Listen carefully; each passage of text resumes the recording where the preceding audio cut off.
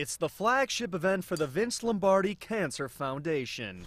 Hundreds of people hitting the links for a disease that's claimed millions of lives, including the legend known for his passion to win. Not only does it drive towards finding a cure for cancer, it also helps those that currently have the disease cope and heal. The Lombardi Classic is one of the oldest two-day charity golf outings in the nation.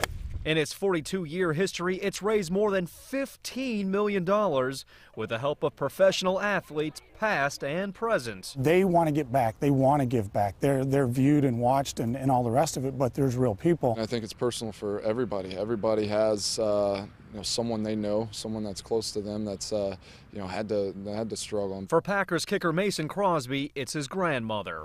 It's something he thinks about every day, especially when he's on the course as the co-chairman of the event. Cancer, you don't know when it's coming, you don't know where it's going to hit you, and it can be individual, it can be a family, it can be whatever it might be. But these athletes are determined to win the battle against cancer on the golf course. People sit there and they say, this is my way to give. I get to have a great fun outside with great people.